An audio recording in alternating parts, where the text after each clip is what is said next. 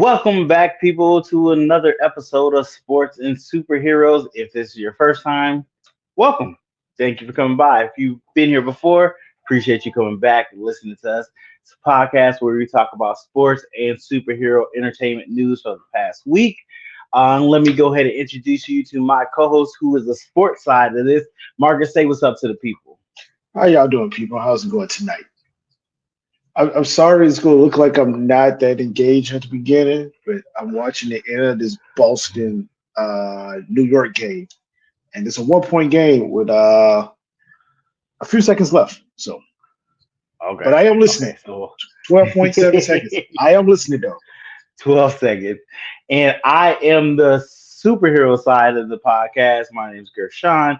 And thank you guys for coming. Thank you guys for hanging out, listening to us, all that good stuff. You can find us on YouTube, Instagram, all those places, TikTok, in the description down below. Hit those, follow those, share those. You can also find us on YouTube. Hit the description down below. It's free, so might as well go and hit it. Appreciate it. If you like what you're listening to or seeing, hit that like button too, because that helps us in the algorithm and stuff and pushes us to new people. Also, hit us 5 stars on the audio version of the podcast because that helps as well. Guys, we're just gonna jump right into it because last week we didn't do a lot of sports or superhero news. We were just in love with Sinners, and we just talked about that most of the time. This time, we're gonna give you a little more sports and superhero news this week. Uh, Apparently, we're gonna have something coming up real soon. Figured out why Marcus is upset. But let's hit the first story. So we got news: DC Sergeant Rock. I believe it's canceled now.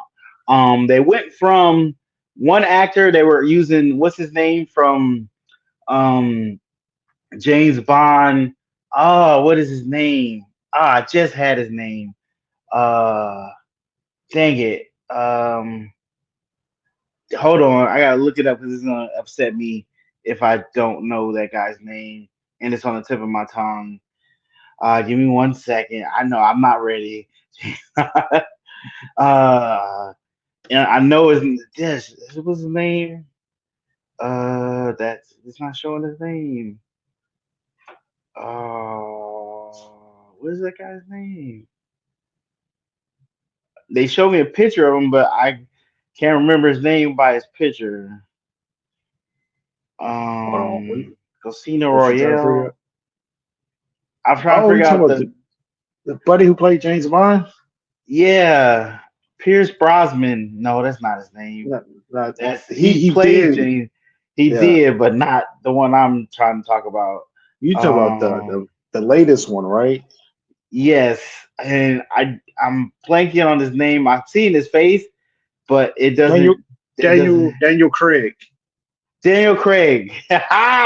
Yeah, so you guys go take a shot because you know how I am about terrible with names. But so he was supposed to be Sergeant Rock at one point in time, and then he pulled out. He There was rumors that they were creative differences, and then he tried to act like he wasn't on the movie, but he pulled out. And then we had the Penguin, who was the star of the Penguin. I'm blanking on his name now. Oh, Give me what is his name? I can't help you out with that one. Phone booth. I know his movies. He's in the TV show The Uh, Penguin. yeah, he's the main star. Colin Farrell. There we go. Colin Farrell. Oh yeah. Okay. So then he was slated to be Sergeant Rock and be taking over the movie. Now it looks like they're canceling the movie altogether. Um, I don't know why. Rumors are that they saw how that Warfare movie did, that it didn't do very well, and it's a war kind of movie.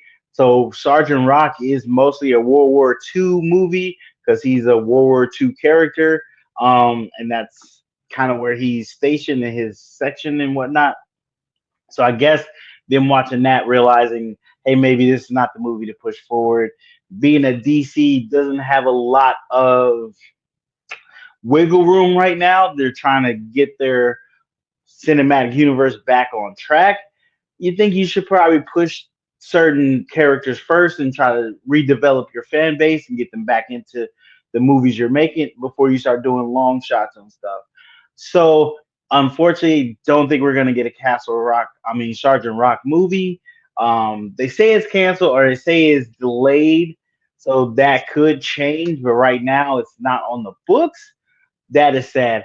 But another movie they're having issues with is their Clayface movie. So they have hired new writers for the Clayface movie and they're rewriting it.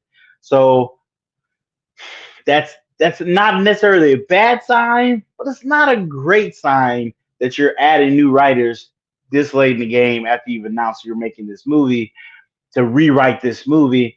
Um, I don't know. The director actually wrote the first script, so it was going to be his vision, and it was going to be kind of a horror DC movie. Now that it's being rewritten, I don't know if it's going to be so much horror elements, and where they're going to go with it.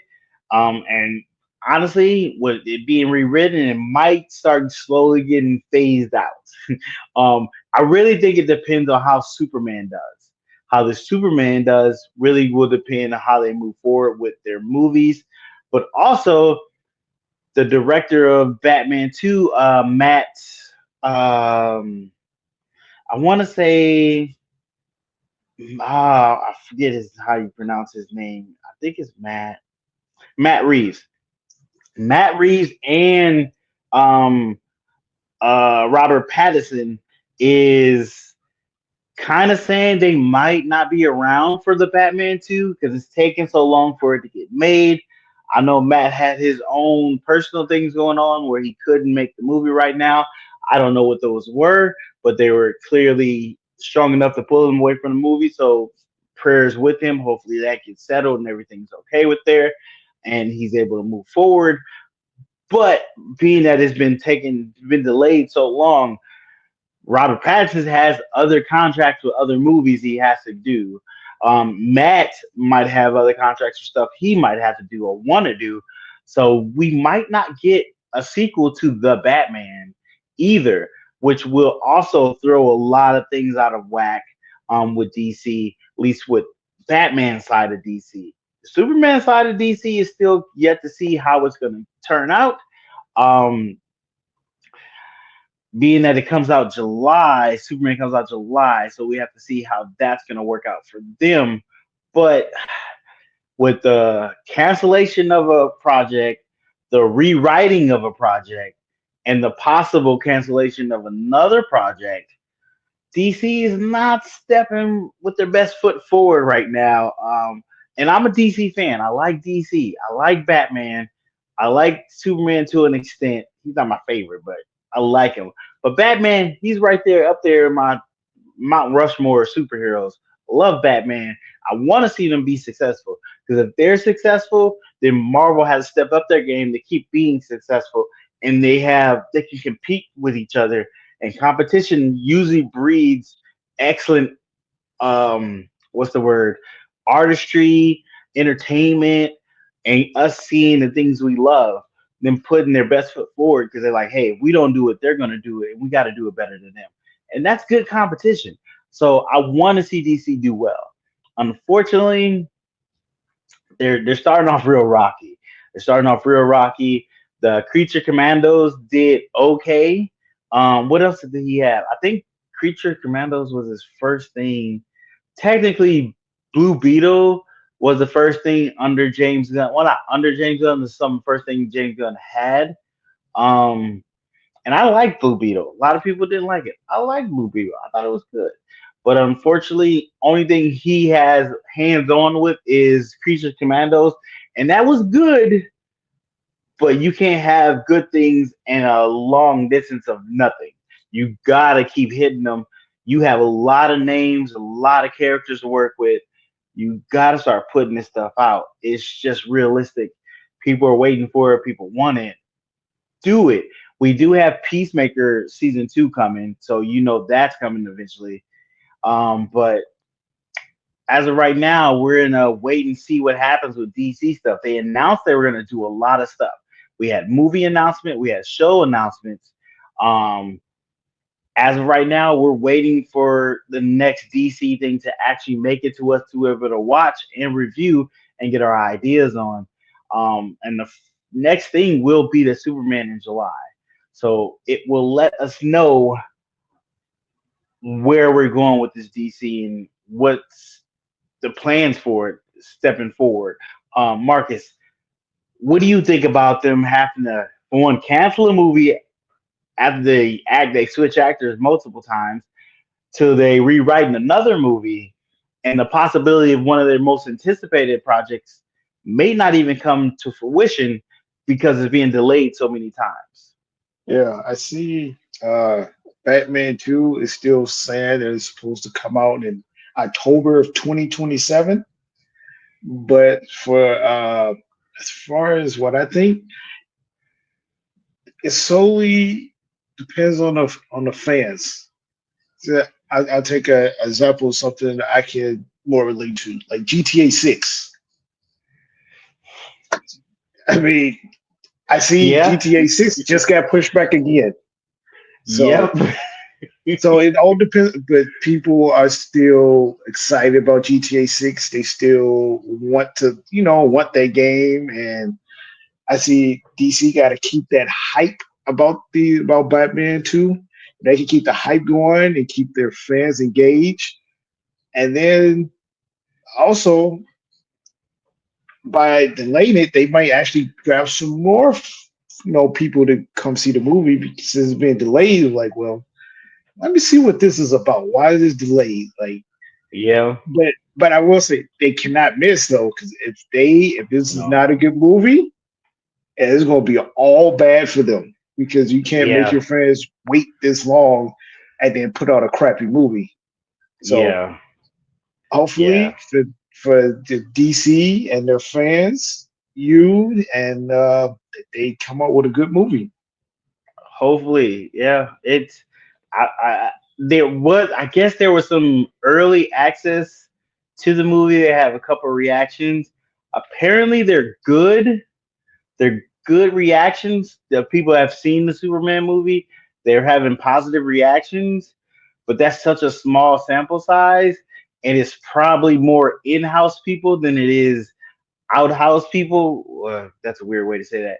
People that are from outside of that project. Yeah. It's probably like family members that watch the project, and you like, I'm gonna be nice because that's my family member. I was like, yeah, it looks good. So you don't get a real honest reaction, and fans are brutal sometimes. You can do everything the comic books do, and still fans will be like, I still don't like it. So it's tough. It's tough. Yeah. Well, good But luck to yeah, them. it's gonna be interesting to see what DC does.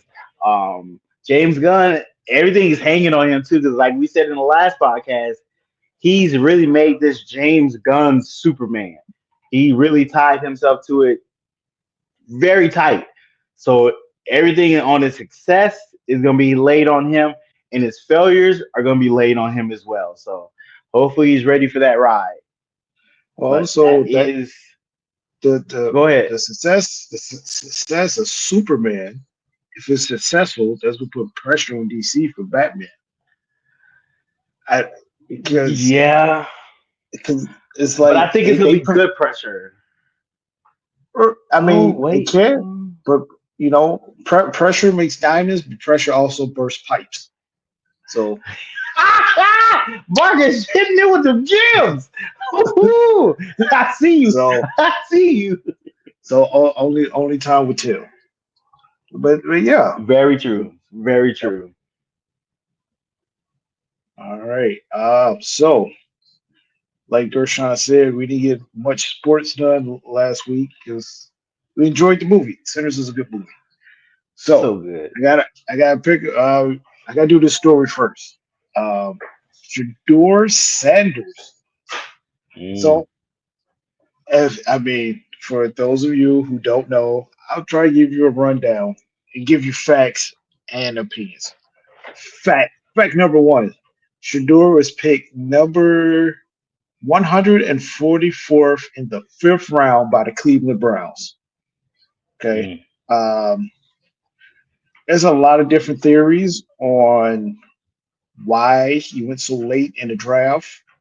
Uh, During the draft, there was saying that he didn't interview well, and but all these was anonymous sources.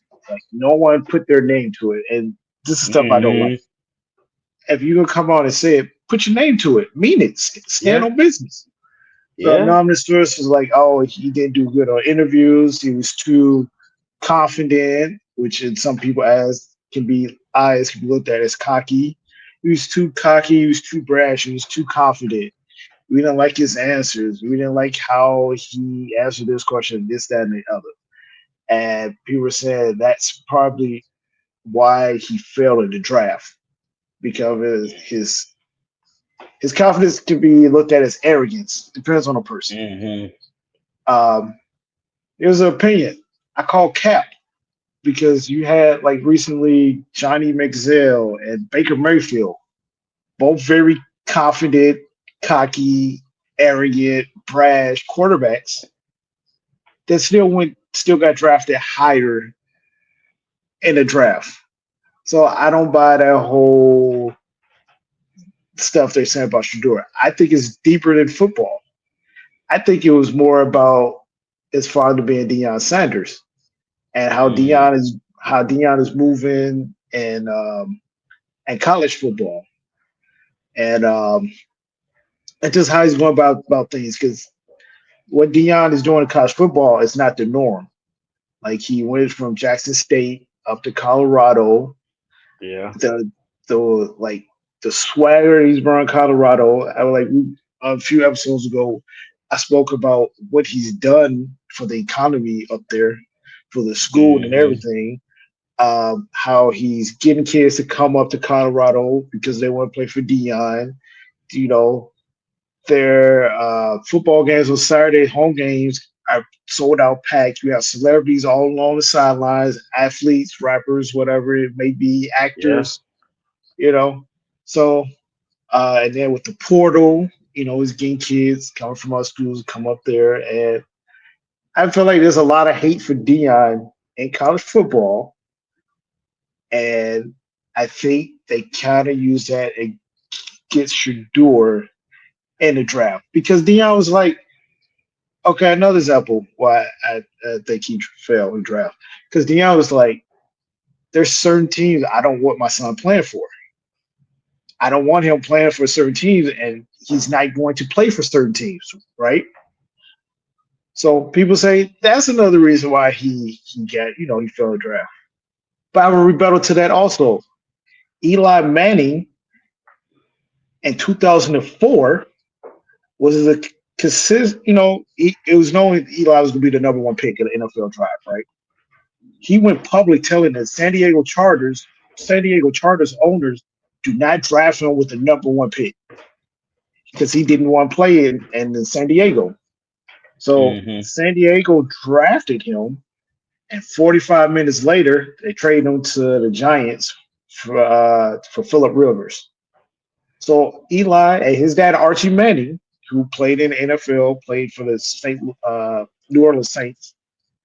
They told the Chargers, don't draft me. I don't want to play for them. Yet Eli got drafted high. He still, granted he got traded, but he still went number one. He got traded to the Giants, who had the number four pick. So he's doing the same thing Dion did. Saying, I don't want my True. son, and yet he still went number one. True. So it's a lot of it's some Well, inconsistencies. can we compare Shador to Eli in college? Like I for don't skill wise. I don't know Eli's numbers. So like I would have to look up the numbers because like it's no comparison now because Eli is a two-time Super Bowl champion. Like Yeah. he, Eli is the GOAT's Tom Brady kryptonite. Eli beat Tom Brady twice in the Super Bowl. So Yeah, he did. Yeah, he did. and many Dang. consider Tom Brady the GOAT of football because I think Tom Brady has 7 Super Bowls. So Yeah. but Yeah. even I was Shedeur Sanders is talented. There's no way he should be drafted number 5. I mean, in the 5th round. Um, and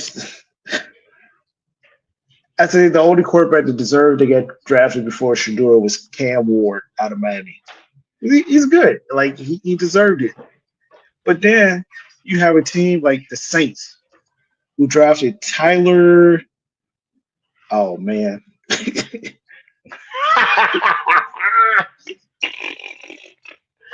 We just gonna stick with Tyler. They drafted this kid named Tyler, right? Got drafted by the Saints with the number 40th pick. This guy has had a history of injuries in college. In 2021, he broke his left collarbone, missing a significant part of the season. In 2022, he re-injured the same collarbone. And then in 2023, he suffered a broken fibula, which he had to have surgery on. Like, and he's like 26. So you mean to tell me this guy got drafted before Shedeur, who has a history of injuries? I mean, which it's not his fault. Tyler, he can't control, if he gets hurt or not. But true, three season-ending injuries. That's a lot of injuries, though. And he's 26, and you draft him before Shedeur with the number 40th pick. Okay. Who else? Okay, Miami Dolphins, right? Their quarterback is Tua, right? Yeah. They don't have a backup. They have a backup quarterback, but Tua has had 2 concussions. He had 2 concussions in 2022, and in 2024 he had another concussion, right? And their backup quarterback is Zach Wilson, who got drafted by the Jets. It was terrible. So you mean tell me like Miami couldn't draft a Shedeur? You have a quarterback. Yeah, you have a quarterback who's had 3 concussions, who probably shouldn't even be still playing football right now. I fear for him after football. He might have.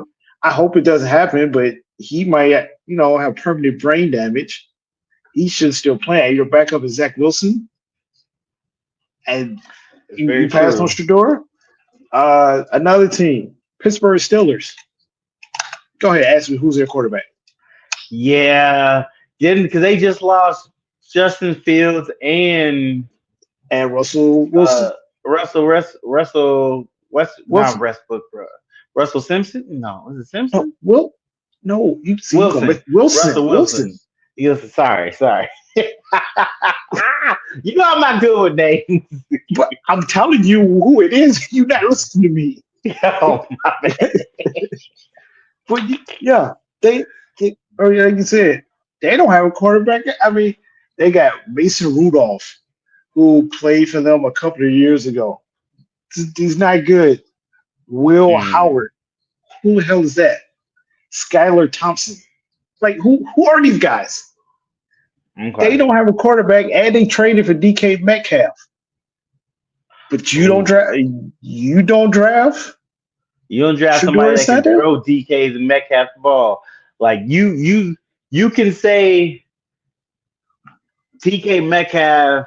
Well, Travis Hunter is a smaller DK Metcalf, and Shedeur has been able to throw to Travis Hunter to get him open. Why wouldn't you get that guy to be able to throw to DK Metcalf, knowing that he got a bigger target than DK Metcalf, somebody with probably better hands, and been successful in the NFL?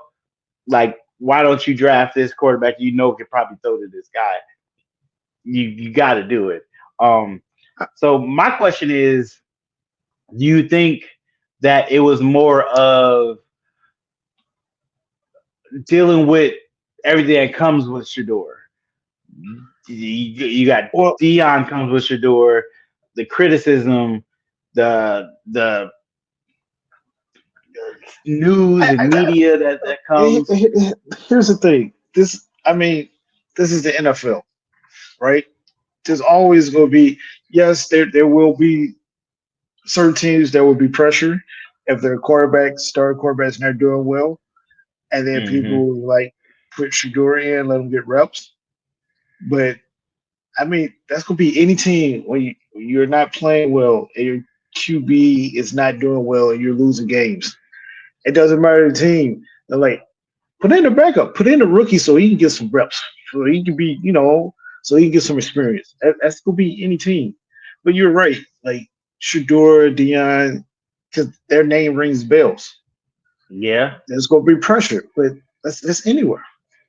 Also, one thing I forgot to mention was so that the draft was started on a Thursday. It was a Thursday night. Hmm. And it was in that godforsaken town, Green Bay. Terrible place to have it, the NFL draft. I don't even know why they put that up there. Terrible. I Um, forgot they had it there. so, I, okay, I'm not gonna stay on this for too long. I'm like, come on, y'all went from Detroit to Chicago, and then y'all put it in Green Bay. Like, really? Like, like really? Well, okay. Anyway, so the draft was on a Thursday. So Friday night was the second round. Hmm. During the second round, Shador gets a phone call, and Mm. the phone call made it seem like it was the GM from the Saints saying the person on the opposite end of the phone was like, "Hey, this Shador. Well, we're going to draft you with our next pick." And then Shador, I can't remember exactly what he said, but then the other person on the phone was like, "Oh, well, you got to wait a little longer." Turns out it was some kids from Ole Miss College who made a prank phone Mm. call to Shedeur Sanders. So when I saw that, my first thought was, well, no. So that happened, and then I saw Shedeur was on stream with his brother Shiloh, and they was talking about the phone call. And Shedeur was like, "No one like that number is not in my name.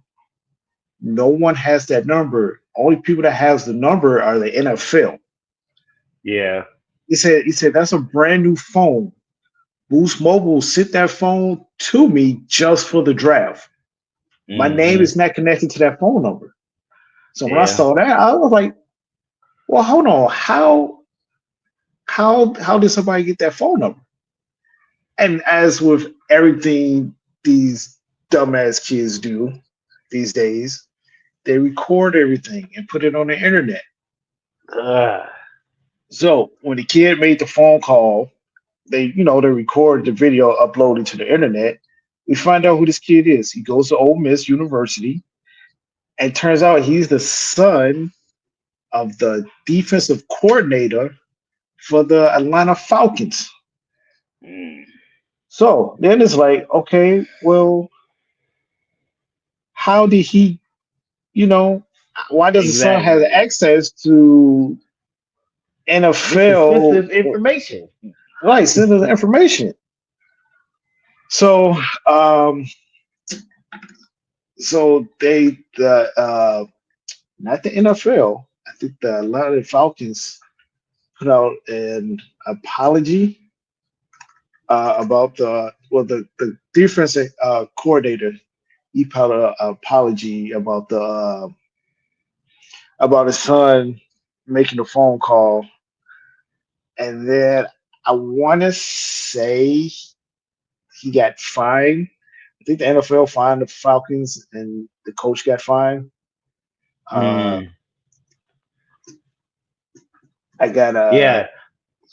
He got like $100,000 fine, and then the yeah, Falcons had like a $200,000 fine, so almost $300,000 altogether. Uh, Ooh, yeah. I was beating the Okay, mess out of my son. yeah. He cost me 300,000. The Falcons were fined 250,000, and the coach was fined a Ooh, 100,000 mm, because you can't three have hundred that. fifty thousand. Yeah, you It's like can't. this is sensitive That's information, like you wild. said. So yeah, so like I said, they apologized, but it was like, but I was Shador handled it well. He was Okay. cool, calm, and collective, and he handled it well. It was all on video because again, he was streaming. So when he got the phone call, he was being recorded, And Mm-hmm. then he went on stream, talked to his brother, and he handled it well. I would not have handled it that well. No, no. This That would thing have I've been a been lot working of my whole life to get to, and you right, playing on my phone about it. right, and already I didn't get drafted in the first day in the first round. This round two, and then you call me with that. Like me myself personally, there would have been a lot of cursing. I'm not even Yeah. gonna lie. I would have been cursing up a I storm. think he knew he was on live, so he had to keep his Yeah, composure. and that's So the thing. Like I've seen him in other videos. Shedeur, he keeps his composure. He looks like a calm kid. He keeps his composure because it's like his dad is Deion Sanders. Deion Sanders, brash. And like for anyone who doesn't know, look up Deion Sanders when he got drafted in the NFL. Go look up his music Deion made or his songs. Like really, So, but shout out to Shedeur. Unfortunately, I mean, I'm glad he got drafted. yep. So Uh, what do you think his likely chances of becoming the starter with the Browns? I don't think it's going to happen because Okay. they got a lot of quarterbacks on their team right now. Yeah, he's Well, like the fifth they backup got quarterback there, right? they got Deshaun Watson who got injured. Who probably won't start next year. Okay, he Okay. he's won't start. They signed Joe Flacco. Joe Flacco will probably be their starter. And Mm-hmm. he will be there. I'm going to say he will be their starter. But Joe Flacco is 40 years old. Okay, but Mm. he can still play. So all Yep. right. So Yep. he's behind. So far, Shedeur, he's behind Joe Flacco because that's gonna be their starter for sure. And then they have Kenny Pickett, who was a quarterback for the Pittsburgh Steelers. And he's only 26. So Pickett will be their second string quarterback. Shedeur is gonna be their third string. And then I don't know what Cleveland's gonna do with Deshaun Watson because they signed and paying him a lot of money. Yeah. Um, I'm not. I don't. Oh, and they got another. They got Dylan Gabriel. Was a oh, he's a quarterback from Oregon. They drafted him too, Cleveland. Mm. So they got a lot of quarterbacks. Some people believe that they drafted Shedeur and probably going to use him as like leverage or bait. I don't. Well, Yeah. like a trade stock. So if a team needs a quarterback going into the season, then they can trade Shedeur, and Yeah. in return to draft picks or whatever have you. Yeah. So yeah, because they have five quarterbacks, and he's probably the fourth or fifth. So I'm not that football knowledge. Didn't Tom Brady get drafted like fifth or Yes, something? Tom Brady got drafted sixth round. Uh, Okay. sixth round, the 199th pick. Oh wow. Who? Well, So I'm glad you brought that out. So Tom Brady was like a mentor to Shedeur in high school and in college, but now Tom Brady is a minority owner of the Las Vegas Raiders. So hmm then people is like, "Hey, Tom Brady, you yeah. Shedeur's mentor. Why you the draft him? You know, the Raiders, y'all passed him 7 times. Why didn't you draft him? You supposed to be his mentor." Tom Brady comes out like, "I didn't have nothing to do with it. I have nothing to do with the draft process or nothing." That's what Tom Brady is saying. mm, And then somebody mm. well, Skip Bayless was like, said, you should have drafted him. You're supposed to be your mentor. And Brady shot back. He was like, well, that's the problem with internet. Everybody got an opinion and can say whatever the fuck they want. And don't, so. Okay. Okay. It is kind of so weird you did draft this man, but all right. And then if speaking he's of, if also he's like, really truthful that he don't have no say in that, okay. But if, I'm pretty sure this Hall of Fame quarterback say like, yeah, the kid's got the stuff. He can take yeah, you to the next level. That speaks volumes.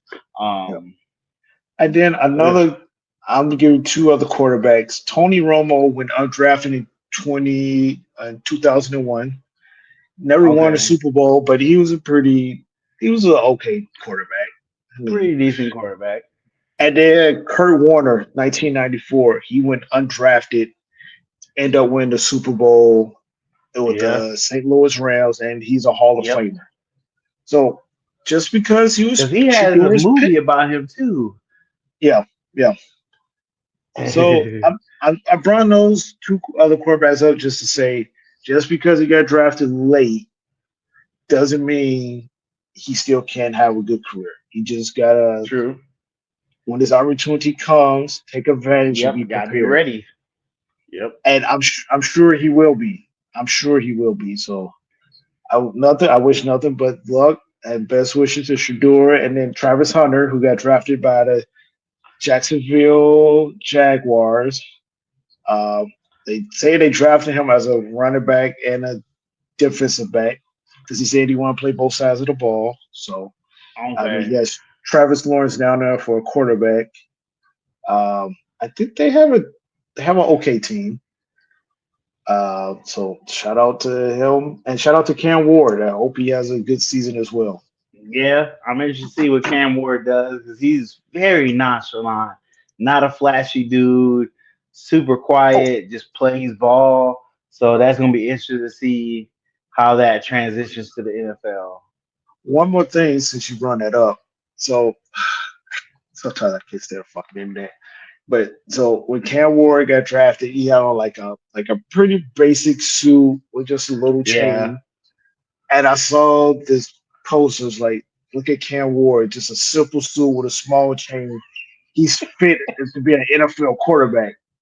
I'm like, what the fuck is this? Like, I feel like y'all taking shots at like Shedeur and like backhanded compliments. I'm like, come on, man. I can't Yeah, stand that yeah, sometimes.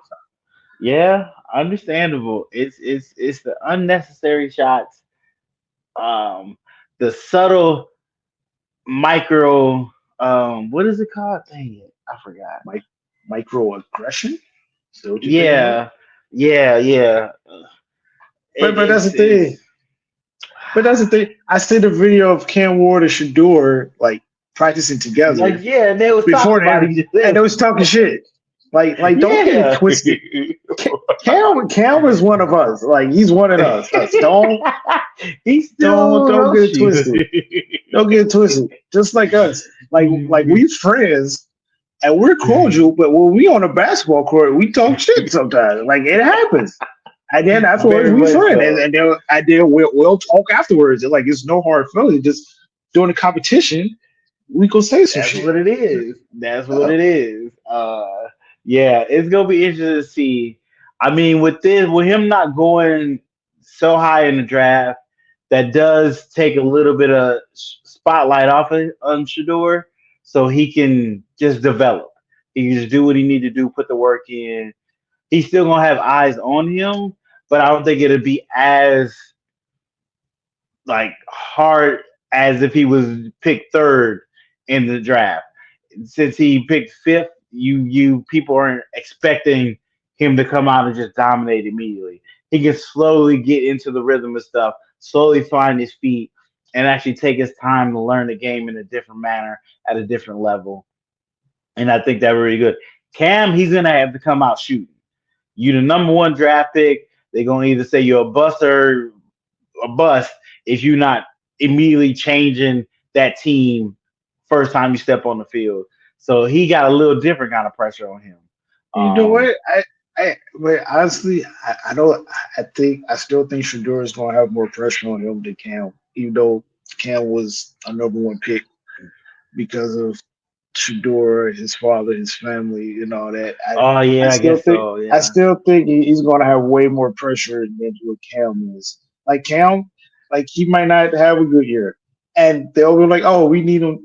Give him time. Give him time." yeah. Shador, the second, I think Shador is going to get the kind of criticism that LeBron has had, like pretty much his whole career. And Really? Yeah. I think that's the kind of criticism he's going to have. I think no matter what Shedeur does, whether it's good or bad, it's going to be some type of backhanded compliment. It's going to be Okay. they. I think they gonna do Shedeur like the way they doing Ryan Coogler in the movie Sinners. Like they can do both Yeah. things can do well, but somehow they will find a way to diminish it. So Hey, that'd be the best outcome for him because that Sinners movie is killing it right now.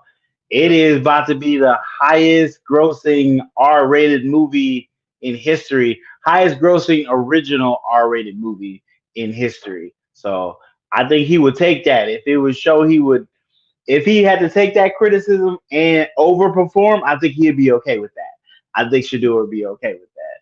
But speaking of people giving backhanded comments, Jeremy Renner was in an interview talking to, I think about his new dang, I forgot his show. He got a show called Mayortown or something like that, and it's going to the second season. I think they were doing an interview on that, and I think the interviewer asked him about the Hawkeye show if he's going to be on the second season.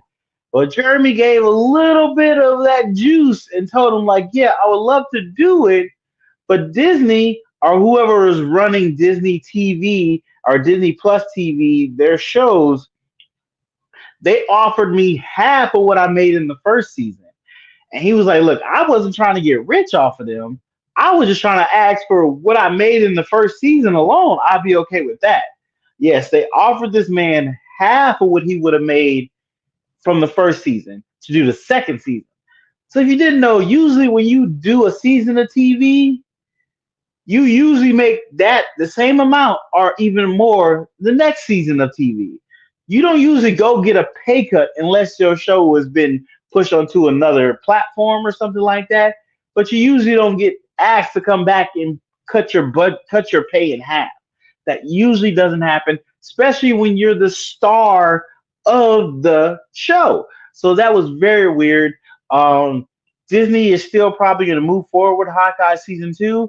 I think they're going to either have to pony up some money for Jeremy Renner, which I think he deserves it, or they're going to have to try to do it without him because they have Haley Steinfeld is in Hawkeye as well, and right now she's real hot.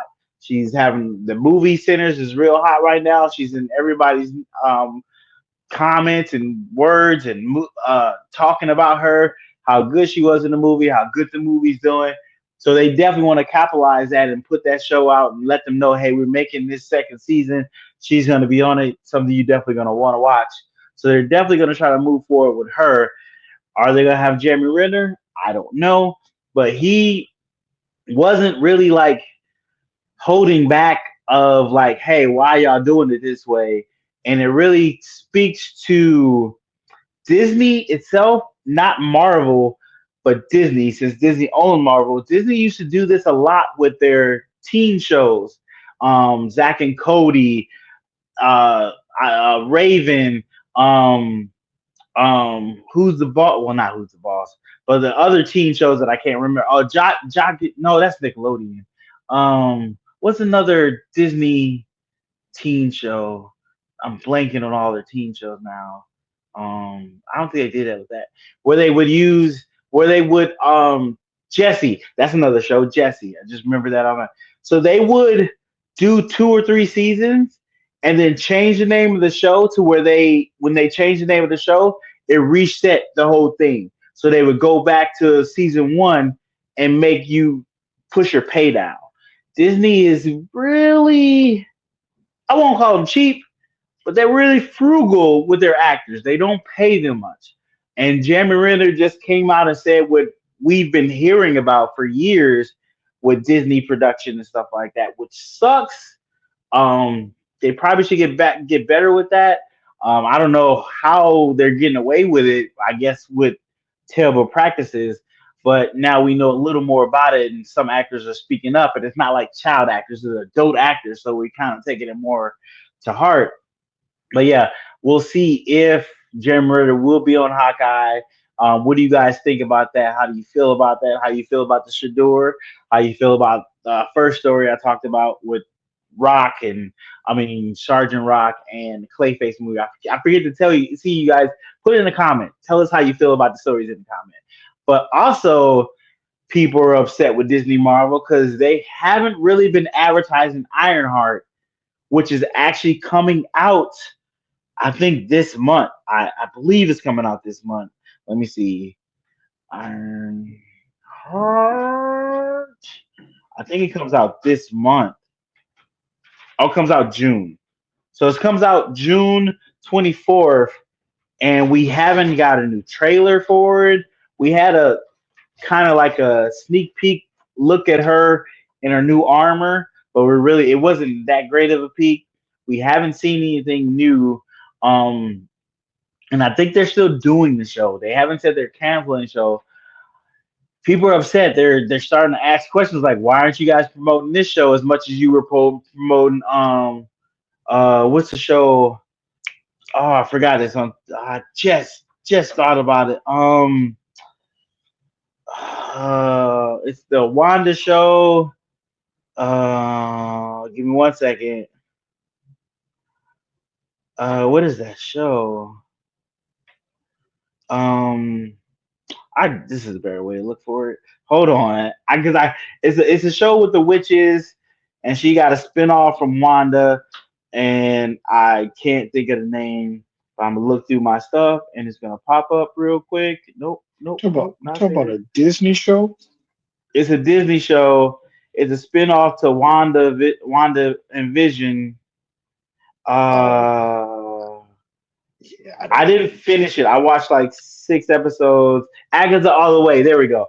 So Agatha All the Way. They promoted the mess out of Agatha All the Way. They promoted it constantly. You always knew what was going on with it. You knew who was in it. You got a lot of information about it. They're not doing the same thing with Ironheart. At first, I didn't notice it until somebody pointed it out. I was like, "Yeah, I haven't seen much about Ironheart. Not one. That's one of the shows I was kind of interested in watching. I thought it would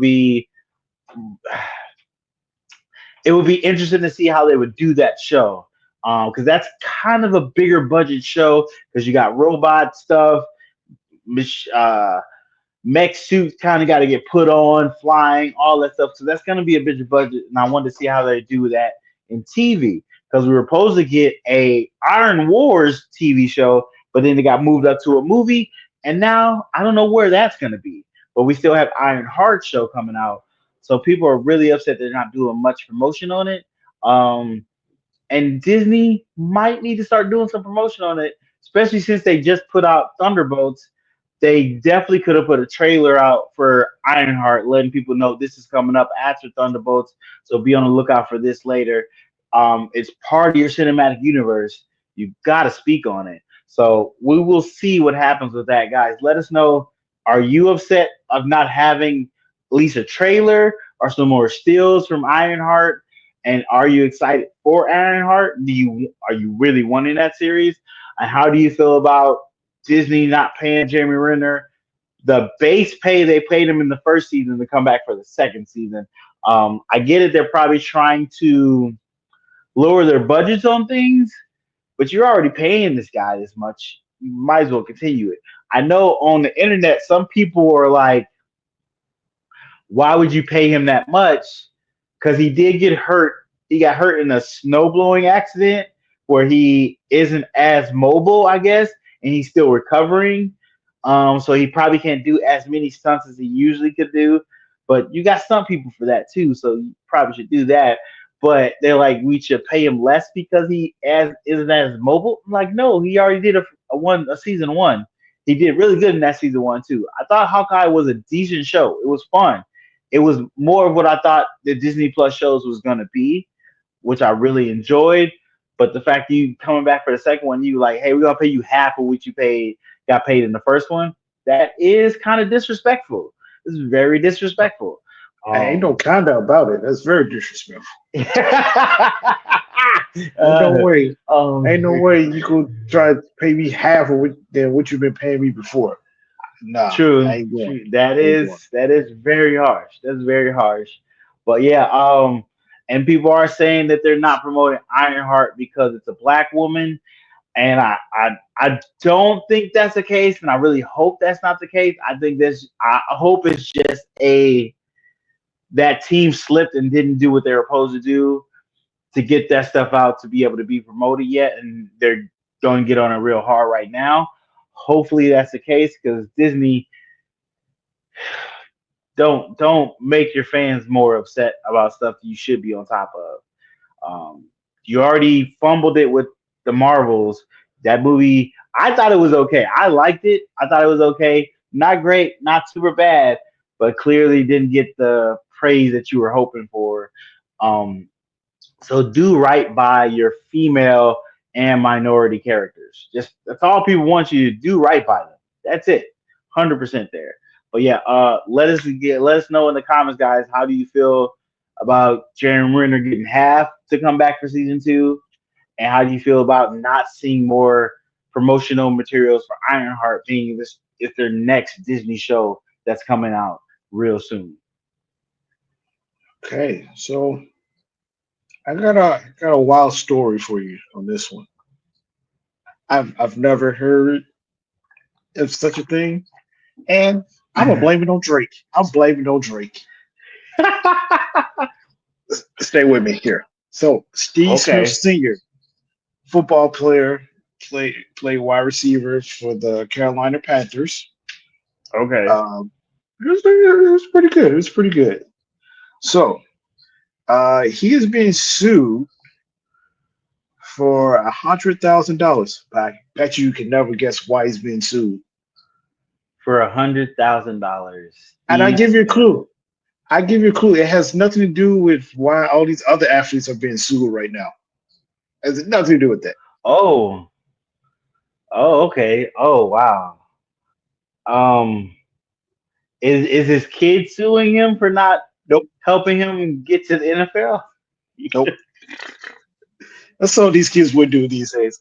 But I'm gonna tell you, he's been sued by the husband of his alleged mistress under the North Carolina's Oh, uh, alienation of affection law for allegedly breaking up their marriage. The plaintiff, wow. Antonio Martinez, is seeking $100,000 in damages as well as a jury trial, accusing Smith of intentionally and neglecting infliction of emotional distress for allegedly engaging in sexual affair with his wife. The lawsuit Wow. claims that Smith and Nicole Martinez exchanged sexual charged messages, met for sex in a hotel room during a Ravens playoff game, and that Antonio confronted Smith over the affair. Uh, the law is also known as the home record law. Oh, wow.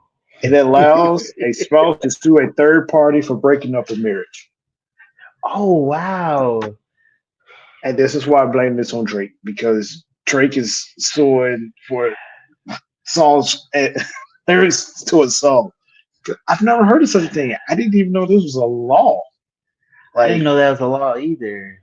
that one That that's it feels petty. two things I got out of this. One, wow, that's wow, that's a law. Two, it must be a lot of that going on in North Carolina. So if you got a law, Yeah, to put it to it, where you make it a law that you all can sue. right, a Wow. home record law. Like I've never heard such thing. This was wild to me. I was like, that's crazy. But I was like, but now like, well, how can you prove this in court? To like, you gotta have evidence. Like if I'm Martinez, how do I prove this? I mean, okay, sure. Said they had sexual charged text messages Yeah. and they had sex in hotel rooms. But it was like how? But how do you know she didn't come on to him? Like how do you know who started? Said Steve Smith started? Did she start it? Yeah. Like, did he know that she was married before they got into this or not? Like, there's a lot of variables in this. Like So at any point in time, was he like, look, I want you to leave your husband for this? Or did he just say, hey, we just fucking? Did you stay with your husband? I stay with my wife. We just fucking. I mean, like, um, like I don't know how you can like properly like how you can prove this in a court of law. And he said he wants a jury trial. Like, yeah, it has to be like there has to be, since it's a law, it has to be a rule like this person intentionally did this to break up this marriage or knew the actions they were taking would break up this marriage. So just Hmm. if it's very vague like that, just being taking actions knowing if you have sex with this woman, this could make her husband not want to be with her. That's enough in itself right there. Yeah. So he can prove it. Well, yeah, he can prove it because we know they got text messages out there. You know, there's voice messages out there. We probably got receipts for hotel rooms. Um, you probably got workplace because I know she worked where he was at. Steve Smith was at. So other coworkers could have saw them being a little too touchy touchy. All our actions of possibly doing to make sure you know that's going to mess up this marriage. So But, but again, we don't know who started it and like what information was so known. I would assume it doesn't matter who starts it, but you still engaged with it. Just like so like murder. If I stab a guy and I tell you to stab him too, you didn't start stabbing him, but you still stabbed him eventually. I So, see. No, see, I don't know. I feel this is different though, how? because in this situation with them, like, did he know she was married beforehand? Like how? Like when did he find out she was married? Like Okay. we don't know. Like with the stabbing situation, like okay, I see it's happening in front of me, and I'm just following the lead. Like I'm conscious. I know it's wrong. I see what you're doing, and then I just follow it. Okay, boom. Okay, that one you can't fight. But like, if you're with someone and you don't know they're married because they didn't tell you or they don't have a ring on, it like for me it like depends on like when did he find out that Okay. she was So married. I'm pretty sure it probably easy to find out if he knew she was married. Because I'm pretty sure at a certain point she had to say something. Because he's married, so he knows, hey, I'm sneaking off. I got to do this. With my wife, I can't meet you here. With my wife, and when he's like, hey, could you meet me here? She probably, like, oh, I can't meet you because my husband. They probably have text messages. Um, you don't file a lawsuit like this unless you feel you have proof. He had to Uh, take it to a lawyer. He had to take it to a lawyer, and the lawyer had to overlook it and look over it and be like, "Okay, I think we can prove this." Um, okay, well here's my rebuttal to that. So the lawyer for the woman that's suing Shannon Sharp right now, right? That same lawyer tried to sue Jay Z, saying that Jay Z raped a teenager in like 2000. And true. then that case got dropped because they found out that it wasn't the truth. So if I'm the True. lawyer in this case with Steve Smith, like you just put it out there to see if it stick. And like, okay, maybe because usually I feel like when you sue people, it's kind of like what's it called? Negotiating. So say like I'm trying Yeah. to sell you something Yeah. and we haggling, I'm gonna put out a higher number to see if I can get it, even though that's not what I really want. You might say 100,000, but he might only be looking for like half or a little, a little more than half. But you go put out a bigger number. So if I can get you down lawyer, then you feel like you won, even though Hmm. I got the number I wanted all along. True. You just because at this point, you're Only just trying to get some difference. money. Only difference is this man is suing and he wants a trial case. That's that speaks a little more volume to me. Like in the other cases, yeah, that dude was clearly trying to get a payout instead of having to take it to trial. That's what those scummy lawyers do. The fact that you want to have a trial in for a law that's in the books, that is, it's got to be real hurtful to go through that process of a But trial. Hey, this is because they were saying some wild things in the text messages. They were But, saying but some wow. So you want this read in court? Some that wild stuff. that tells me that he it's not about his feelings. Then it's about the money. Because why would like if you're really that hurt, do you Yeah, really want to go through that again? Also, I feel like it's more tricky or more dangerous going through a trial. But as for a jury trial, then a judge, because with a jury trial, you have to convince the jurors without a shadow of a doubt yeah, that this is how it's happened. If one person does not believe that, it's a hung jury. It's done. Like you true. got to But convince he, all juries true. to. I feel like that's a greater risk. But as for a That is a jury great trial, risk. then just having the judge decide. But that's This is what's wild. I would not have done this in a million years. I'd have just took that L and walked away because this is ridiculous, sir. This yeah. is just because there's a law in the books you can do this doesn't mean you should do this. Sir, sir, you about to go through this all over again because I you know bet you he's went through it when the media found out about this. You went through it, so you gonna guaranteed. reopen this wound. Guaranteed he's a Ugh. Drake fan. In his house, lives in a Marvin's room. Guaranteed. That's where he got that. I bet you that's where he got this. I would say allegedly. Allegedly, he probably got the idea from Drake. Probably allegedly, he's probably a Drake fan. Yeah, this 'Cause seems like this. Ooh, this is gonna be sometimes, interesting. like you said, sometimes you just gotta take an L and keep it moving. Like this right Yeah, here, yeah, yeah. Don't hate the yeah. player, hate the game. You got to take that L. Like, uh. I definitely wouldn't have done this. I But definitely would. more power to him.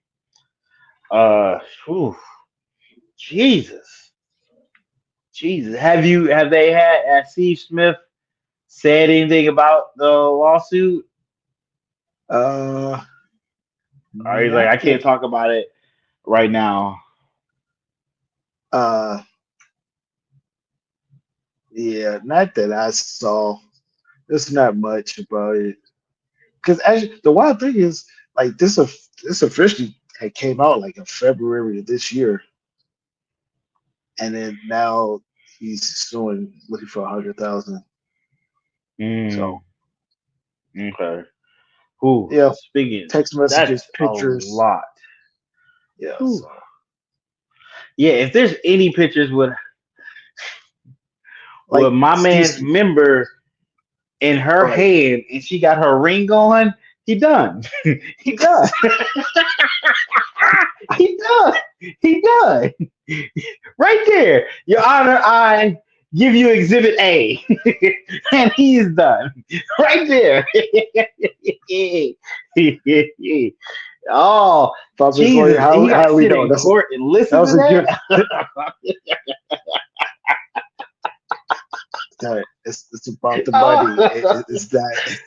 It's about the Uh, bro. I man, no, no. See, no, no. this I'm is not doing. yeah. No, I can't do no, that. I wouldn't do that. no. Ooh, Your um, wife, your wife. No, I'm not. No, that's crazy. that's just who speak about unbelievable ways of going through a court system. Um, Marvel is talking about doing like I know it's not the greatest segue, but we're gonna keep moving. Talk about doing 10 X-Men movies in the next like 10 to 15 years. Um, they have the X-Men now. They bought them from Fox. They're gonna be doing. This is what Kevin Feige. He's kind of his master plan. I believe he's gonna have 10 different X-Men movies roll out throughout the next 10 to 15 years. I believe is what one article kind of says. They put little stuff in there. Um, which is going to be crazy. I would say, but there's just so many X Men characters. I forget there's so many different X Men characters you could do. But another thing about that is they're gonna Ryan Reynolds. is going to be helping with some of these X-Men movies. If you know who Ryan Reynolds is, he is Deadpool. Not the creator of Deadpool, but he is Deadpool in the Deadpool movies, the Wolverine versus Deadpool movie that made $1 billion. He's supposed to be helping with some of these X-Men movies because he has a really good feel for Deadpool, and Deadpool worked with the X-Men a lot, and Ryan is really good. Unfortunately, he's going through his own situation with his wife and some weird stuff they did with one of their co-stars. Yeah. Okay, So I'm glad you brought it up. I was gonna ask about that. Like, whatever happened with that? yeah. Like, So it's still going on. At first it was just his wife's issue, but more information to come out that he might have been as involved as well. That they kind of both kind of took over this movie and pushed the director around and the rest of the cast and kind of did what they wanted to do to get the movie they wanted.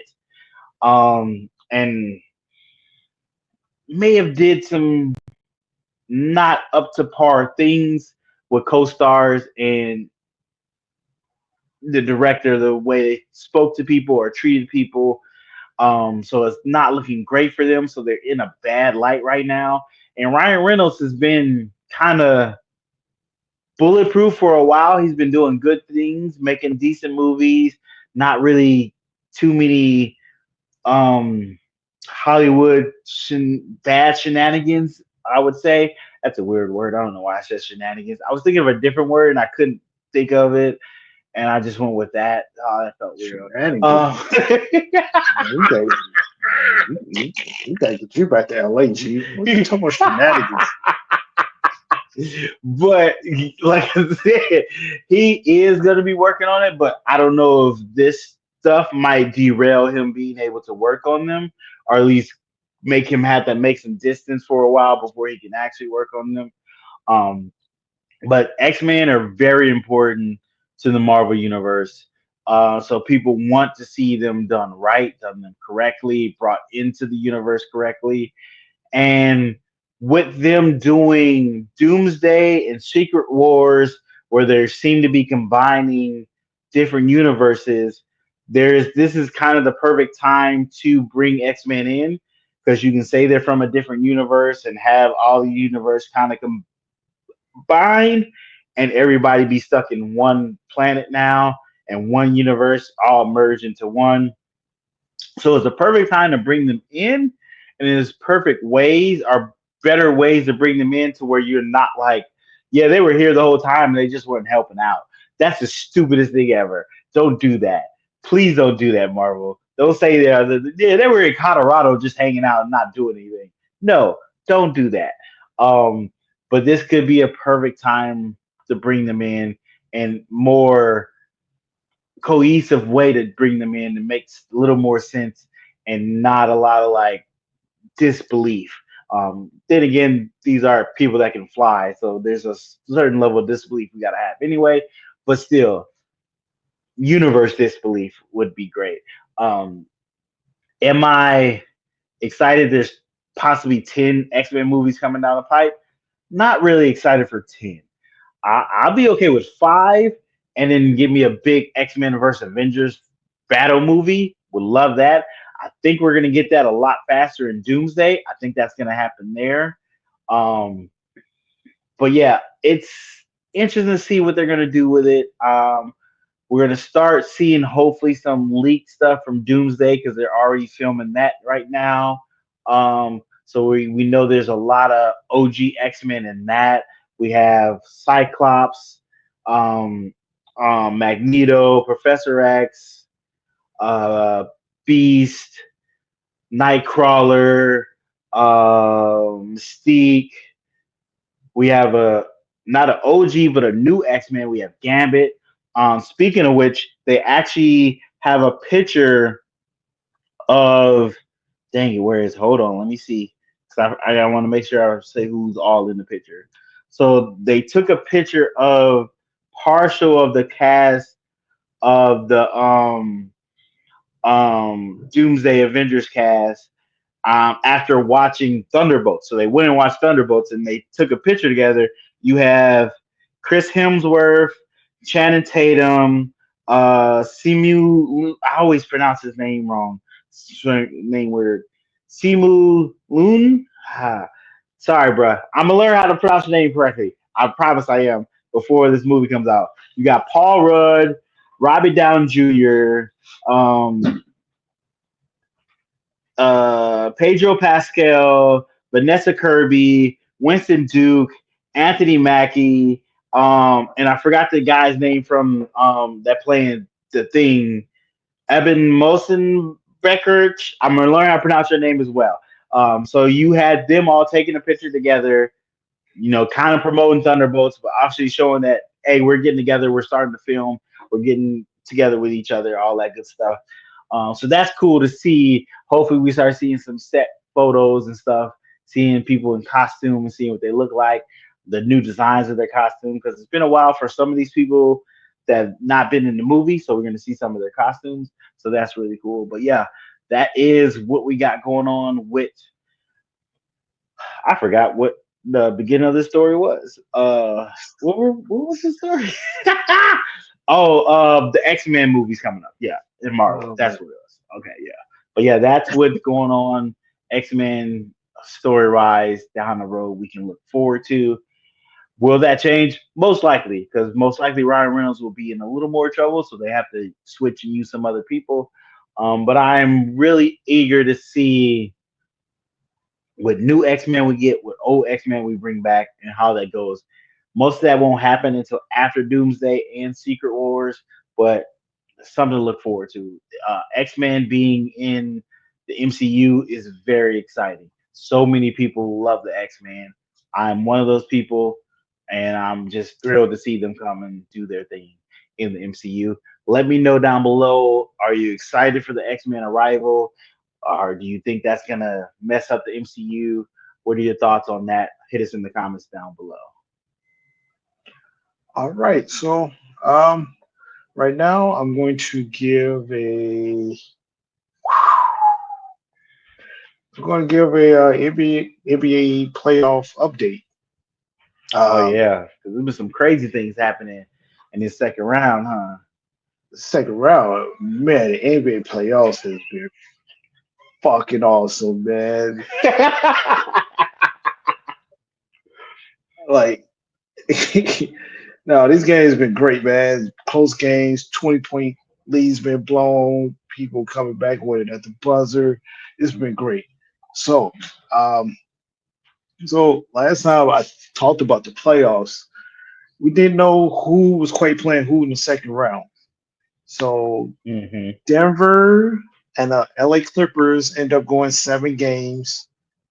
Denver won the last game 120 to 101. The Clippers collapse. James Harden does what James Harden does in big games, game 7, which is shit. He didn't do not a damn thing. What's the box hmm score? Where is the box score? Oh, come on. What? I can't find the box score with the stats from that game. Uh, give me a second. But yeah, like the Clippers shitted the bed in that game. mm So that was disappointing. Oh, there it is. Uh, James Harden. He played 35 minutes, had 13 assists, 5 rebounds, and 7 fucking points. How? And in game 7, shot 2 for 8. He only took 8 shots. Like, I don't Yeah. understand. He had been balling like all season. So, yeah. And then the Golden State Warriors and the Houston Rockets went 7 games also. And surprisingly, Golden State won four games to 3. They beat up on the hmm Rockets in game 7, 103 to 89. I mean, Steph did what Steph does. He had a good game. Steph had no, Buddy Hield balled out in that game.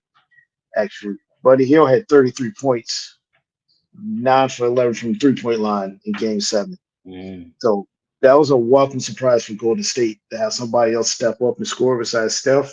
When Steph had Hmm. 22 and Jimmy had 20, but Buddy Hill with 33, he was on fire from three. Um, Speaking of shit in the bed, Jalen Green, who's supposed to be Houston's young, and he has a lot of talent, but he's very inconsistent. He only had 8 points in game seven. So Jesus. like he had one game he had 38. And then in all the other games he had like less than 10. So Yeah. he's talented, very athletic, but he got figured out. He can't keep having games like this. His Yeah. his stock in the NBA is going to fall. Uh, It's so gonna plummet. so with Golden State advancing to the second round to play Minnesota last night, Minnesota and Golden State played their first game.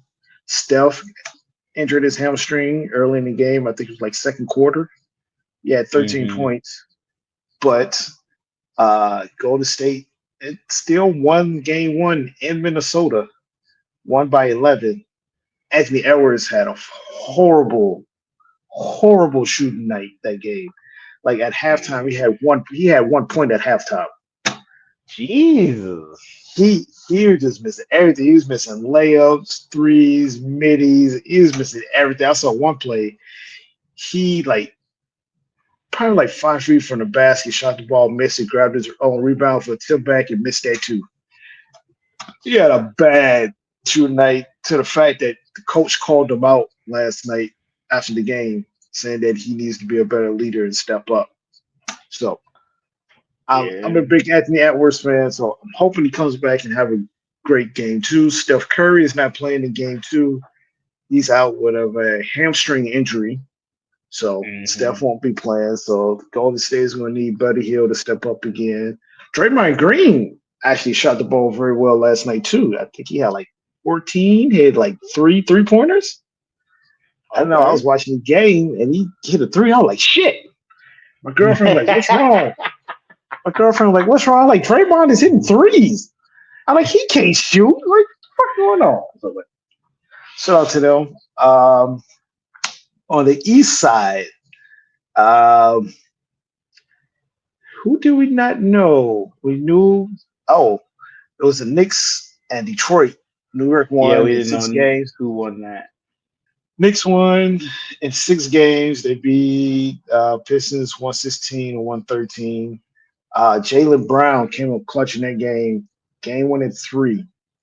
Uh, that play was it was very, very shifty, very nasty 3-point he hit to win that.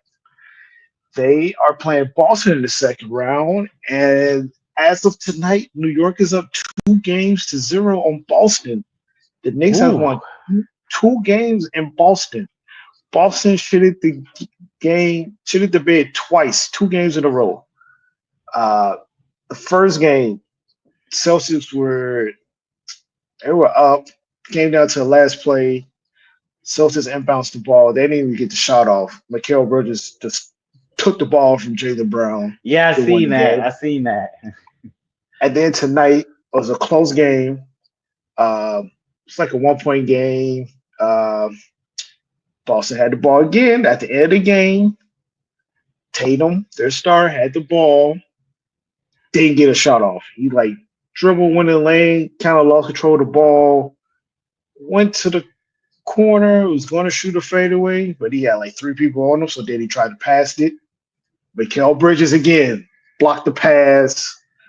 Detroit, I mean not Detroit, but Knicks won again. So Mm. the Knicks are up 2 games to 0 on Boston. They won tonight, 91-90. The next game will be in New York. What day are they playing next? They are playing game three, but on ABC, so it's probably be Saturday or Sunday. Didn't Boston do like hack a Shack to the Knicks at one point in time in that first game where they were Uh, intentionally fouling? Because I seen some TikTok where they had Boston running down the court and they were fouling the guy on the Knicks, and every Boston player was pointing at him like, "Hey, we're following him," and they didn't call Oh, a foul. And Brunson went and hit the layup. they probably was trying free throws because like depends Yeah, on how close the score is. They foul on purpose to shoot free throws and play a free throw game. Um, I don't remember because I think I either fell asleep or I was doing something else. Because you know, but the next game is Saturday. okay, Saturday at it's a noon game. Saturday at 2:30. okay. Uh, and then Indiana is up 2 games to nothing on Cleveland Cavaliers. Which Indiana is has very won. surprising. Indiana has won 2 games in Cleveland. Um, last night's game, Cleveland was winning the whole game, right? Hmm. And then they just collapsed at the end. Granted, that Cleveland are out with 3 very important players, and out of the three, 2 of them are starters.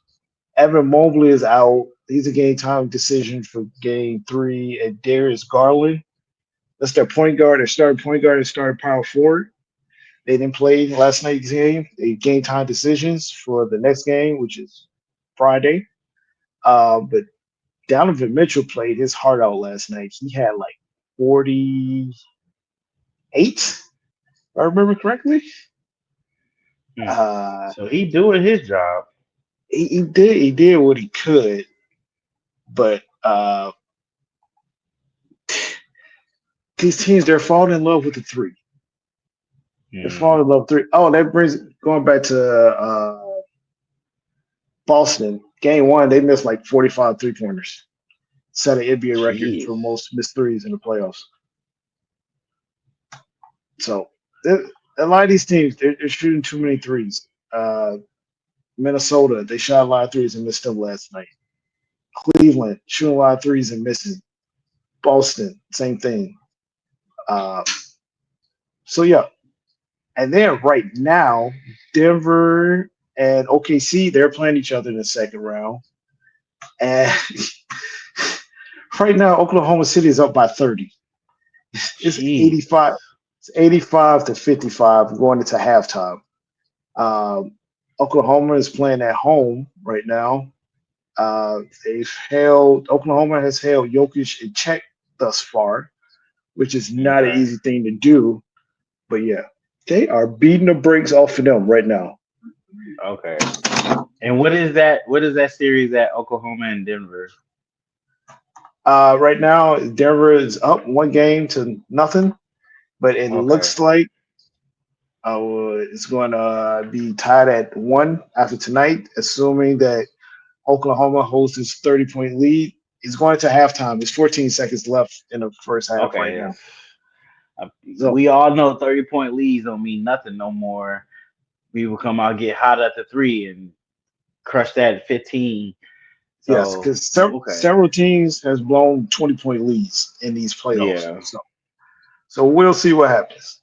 And yeah, that's the playoff update right now. Okay.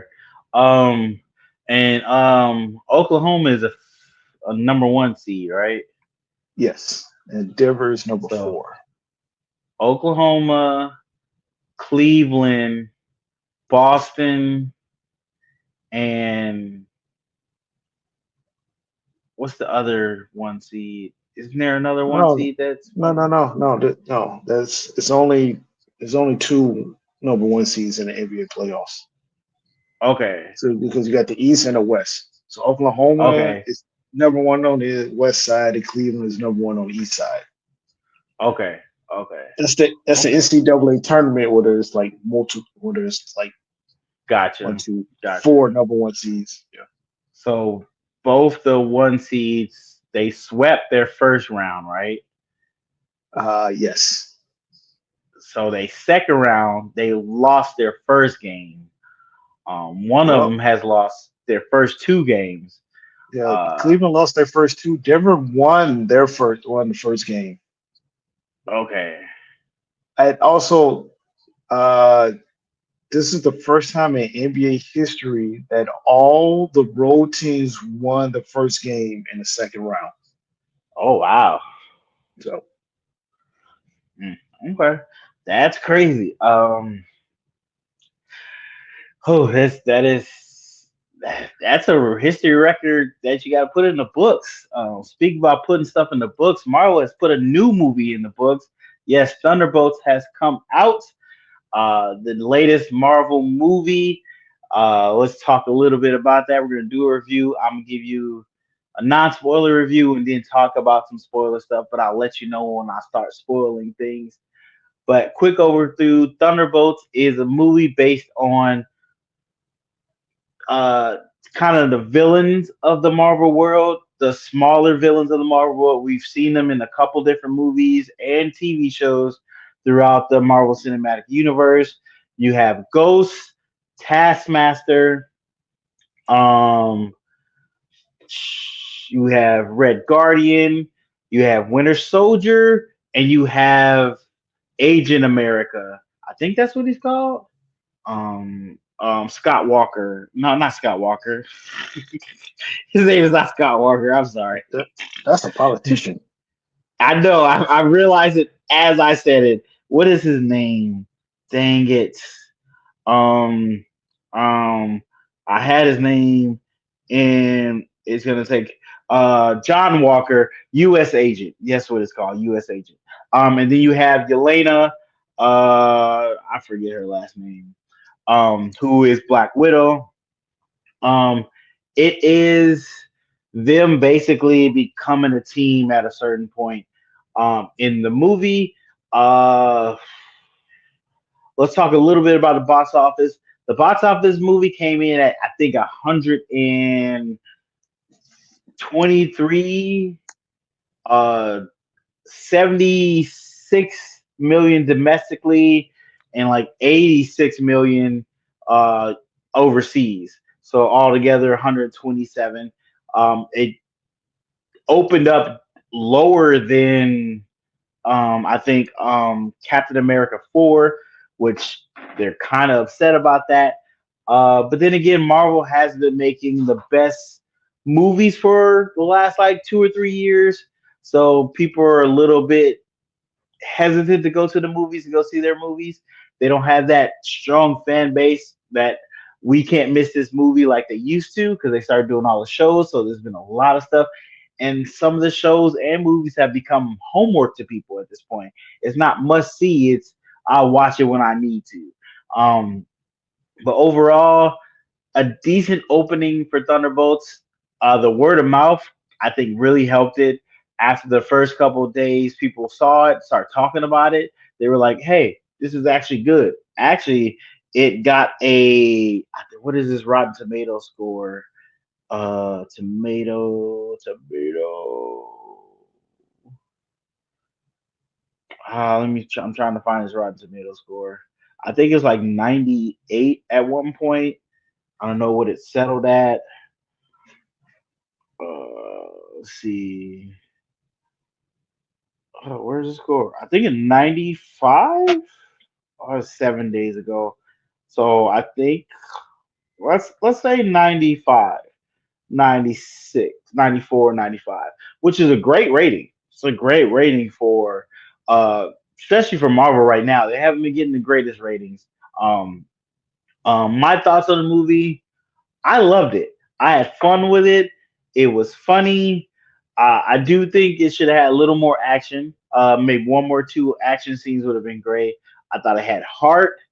I followed the stories. I dug the characters. I dug the character development they did. Um, I would go watch it again in theaters, maybe, but I definitely would watch it again at home.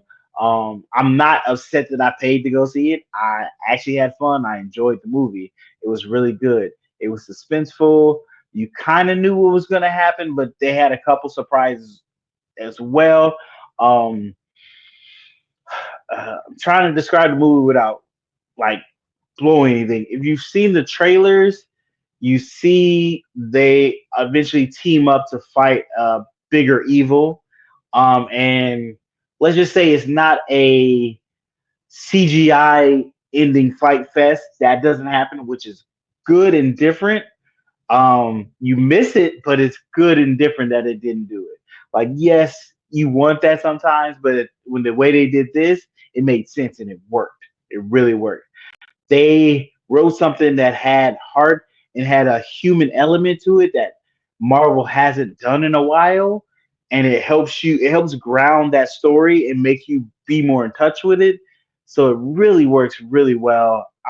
It's really good. I recommend you go see it if you're a Marvel fan and you like good stories, because this one was a good story. You may not know all the characters. You learn about the characters through this. You learn these characters a bit more, not necessarily their whole backstory, but you learn what got them where they are now, and that works really well for these characters. It is basically Avengers dark. It's a dark Avengers movie, just like the first Avengers movie, but this one's just with villains. So like how they came together, became the Avengers team, they show you how this team comes together and becomes the Thunderbolts. It works. Oh my god, I just realized they did that. Yes, they pretty much did a Star Wars. They made New Hope over again with different people, and it works. It works. Clearly, they understood the assignment and they pulled it off. What I would like a little more action, of course. You always want more action. Do I think they should have sacrificed action for the story? Not at all. That story needs to stay. But give me another fight scene here or there. That's all I got to say there. Let's get into some spoilers. So from this point on, I'm gonna spoil stuff. So if Marcus, you got another story after this, or are we gonna be done after this? Okay. We're done. So if you don't want this movie spoiled for you, Thunderbolts, cut this off right now. Go watch the movie and come back. For everybody else who's willing to listen to it, let's spoil some stuff. So the way they market this movie, they made you think Winter Soldier was going to be the star of this movie. And it's very smart for them to do that because this movie is held by Yelena. Florence Pugh did an amazing job as Yelena. She's the star of this movie. She's the heart of this movie. She is the center of this movie, and it works. I understand why they didn't market it that way because a lot of their female-led superhero movies have done bad, and they had to trick people to get them in the door first, and then realize we did something really good and special with this though, and they definitely did. It's really good. It's really special. It tugs at your heartstrings. It got me. I got teary eyed at a couple moments in this movie because they made it have this human element. So a quick over synopsis of the movie. Now I can spoil some stuff. The Thunderbolts are a whole bunch of ragtag team of kind of black op characters that do stuff for Val, who is the CIA agent director, and she's doing shady stuff. She's doing human experiments on human beings trying to make a super soldier, a new super soldier, because she needs somebody to protect the Earth because the Avengers are kind of disbanded. They have no real Avengers anymore. So she's trying to make a superhero to be able to take over the Earth, to ever protect the Earth. She's doing it in shady ways. She's using drug addicts and bipolar people and people with bad histories, but most of them are dying except Bob.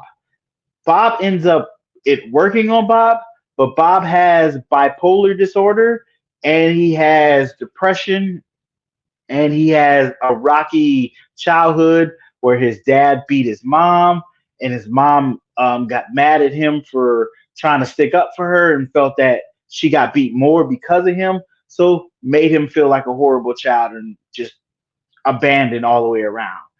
He was doing drugs in some other country. He got told like, "Hey, come do this trial. This will make you a better person. This can make you a superhero." And him being so sad and depressed and wanting to do something great, he got into the trial and he becomes Sentry. I don't know if this is how the comic book Sentry is actually made, if this is true to his character. I know they changed some stuff. I don't know Sentry that well. I'm not gonna lie to you. Should have read some Sentry books before, but I didn't. So if that's wrong, let us know in the comments if this is not Sentry's origin, how he's made. But if you know Sentry, Sentry has dual personalities. There's Sentry and then there's the Void. So every time Sentry does something good, the Void part of him wants to do something bad. And the Void has this dark power to put people into this dark zone, which is a really cool effect they do, where he waves his hand and he makes people go into a shadow realm. Kind of, that's the best way to do it. And their body flattens out on the ground like a shadow of their body, and they look like they just died. It is wild when it happens. They do it to a little child, and you go, they just killed a child on the screen. And immediately you go, wait, they're not going to kill a kid in this. They're not going to do that. So the kid does come back. I don't wish that. But if they did do that, that'd have been a whole nother level for Marvel. But yeah, when it happens, there's an instant moment where you're like, oh my God, they killed a kid. So Sentry is supposed to be destroyed because Val realized the government is coming after her and is trying to prosecute her because they know she's doing some terrible stuff, but they haven't found evidence. So she get all her Black Ops guys, which is U.S. agent. She has U.S. agent doing Black Ops stuff for her. She has Yelena doing Black Ops stuff for her. She has Ghost, Taskmaster. She tried to get them all in this one building, telling each of them, "Hey, you go kill this person," which is Ghost. You go kill Ghost. You go kill this person. So they're all there to kill each other, but not realizing they're all there to get killed immediately because she wanted their evidence. So she's trying to rid the world of that evidence so she don't get prosecuted. So they do kill Taskmaster. Taskmaster gets shot in the head and dies, and then also get burned. So you know that person's dead. Yelena figures out that hey, she's trying to kill us to get rid of evidence. But Yelena has her own little backstory. She's tired of doing these Black Op things. She wants to be front and center. She wants to kind of do better things and good things, but she wants to be the face of something because she's depressed. They say it's a year, maybe a year and a half after Black Widow, her sister had died. And it was the last time she seen her. So she's been kind of depressed and kind of wants to do something more. She's tired of the mundane of her life of going to here, go kill this person secretly in this country. She wants to do kind of heroic stuff, and she feels there's something more for her to do, and she's missing a piece of herself. But they figure out so Yelena, U.S. agent, Ghost, and Bob all end up in this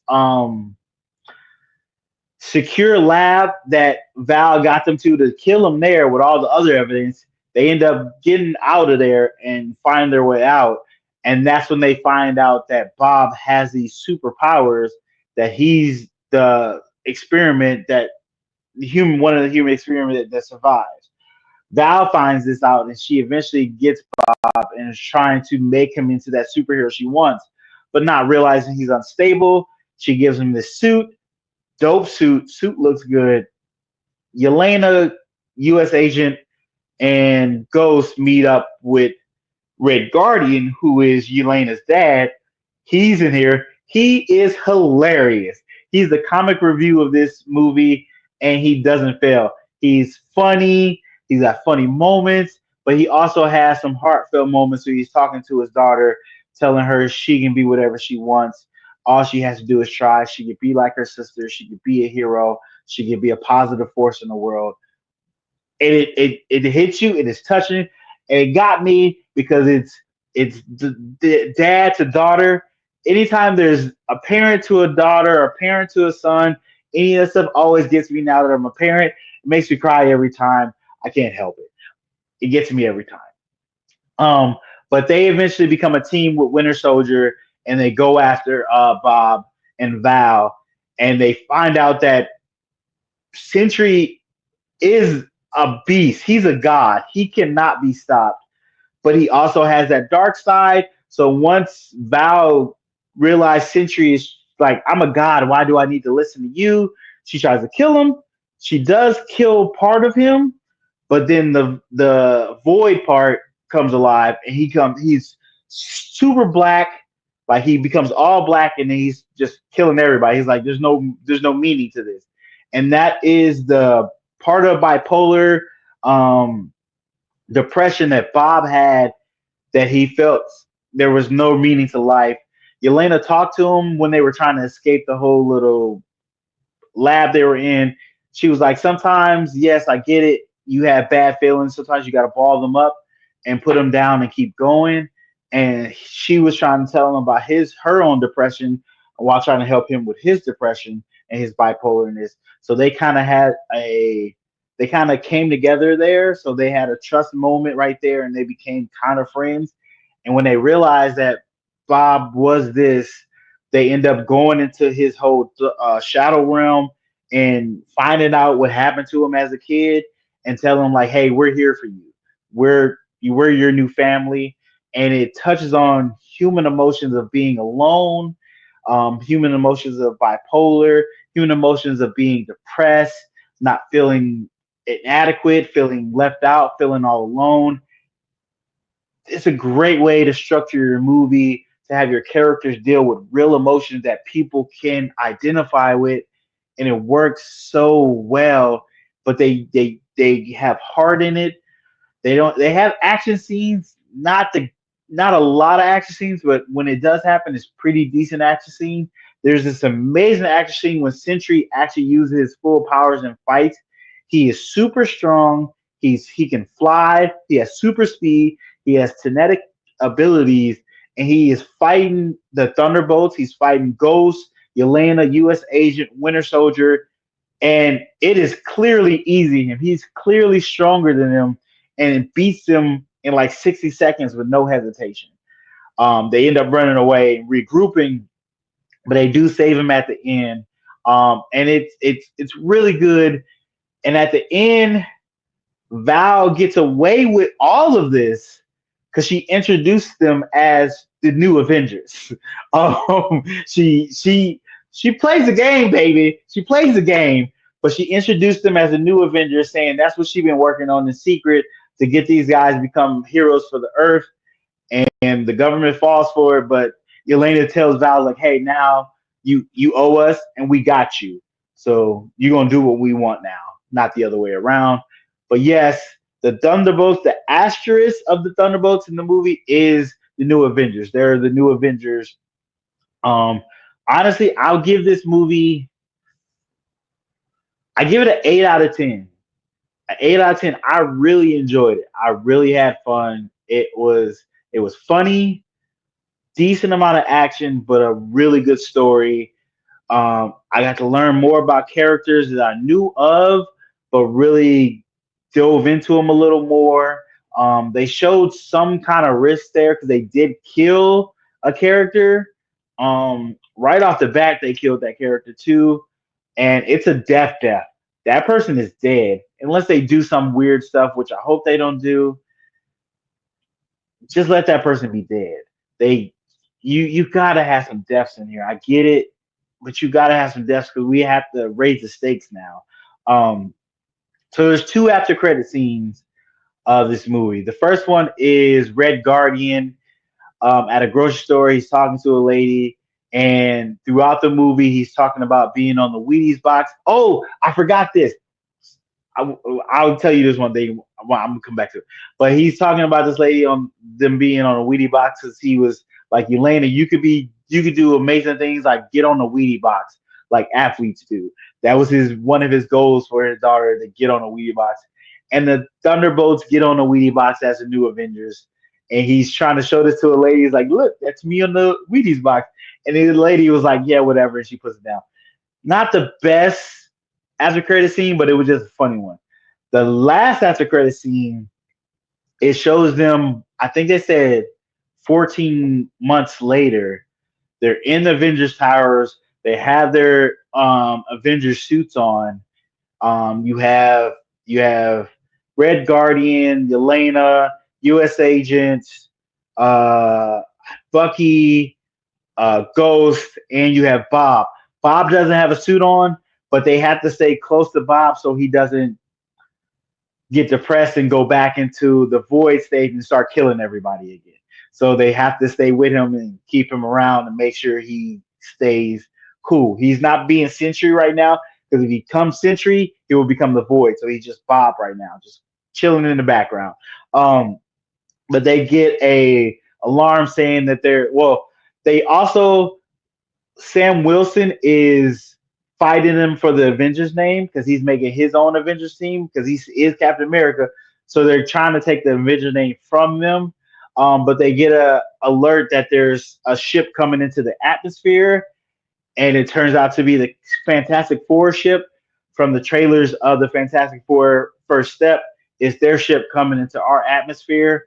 So that shows that the Fantastic Four is going to come to this dimension because you know, as we know, where the Fantastic Four are, they're in a different dimension. So that's how they end the movie. Being the Fantastic Four is a movie that's coming up. That's a smart end credit scene, but now we see that they're going to come here.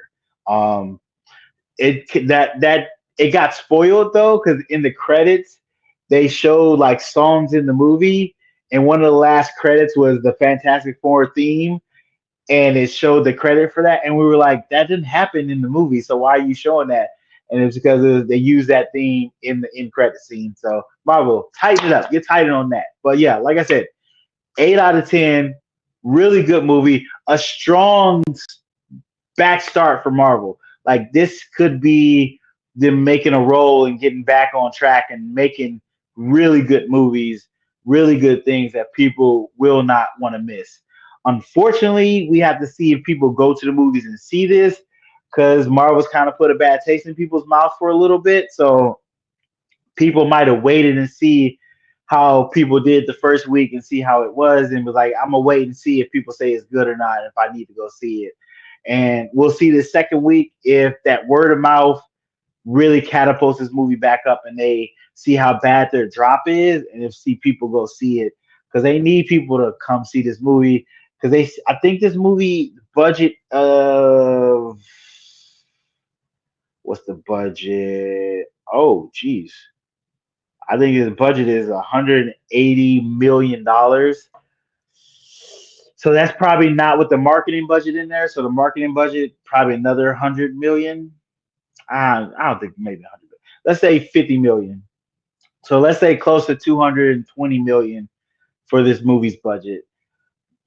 That's their break even point. So 300 million they probably break even, and then everything else is profit. So if this movie doesn't make as much as Captain America 4 or more, will it be considered a flop? Captain America 4 made, I think, 4 to 5 million, 500 million.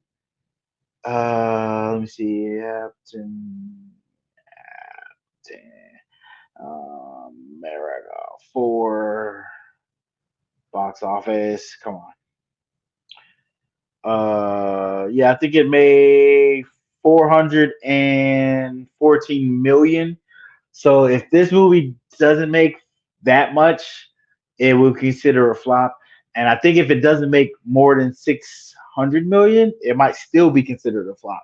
Because remember, there's a time Marvel movies are making 7 to 900 million each time, sometimes a billion. So they've fallen from grace.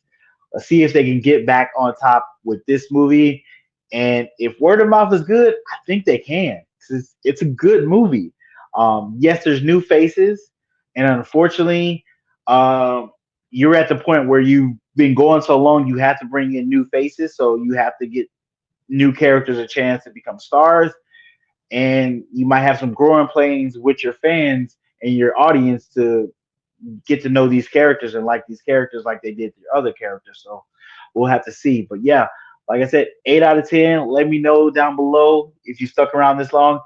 What did you give the movie? Did you like it? Did you dislike it? What was your favorite scene? Um, Most of my favorite scene is Yelena and Red Guardian talking to each other. They're hilarious. That's what I want to talk about. So how they got the name Thunderbolts? It's not from Thunderbolt Ross. They got the name because Thunderbolts was the name of Yelena's soccer team, who were a terrible soccer team. And there's a running joke in there about this, and it's hilarious.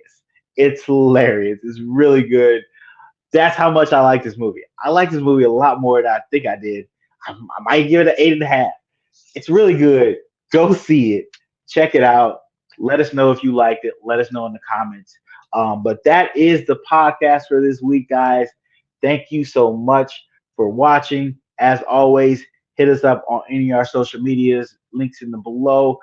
And if you haven't hit that subscribe button, go ahead and hit that subscribe button. It's free. It doesn't cost you a penny.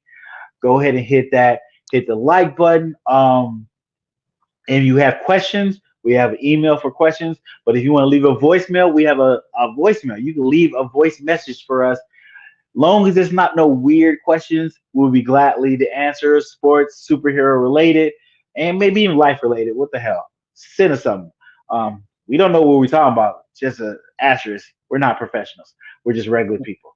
But yeah, definitely leave us a voice message if you have one. But thanks for watching. Appreciate it so much. And we'll see you guys on the next one.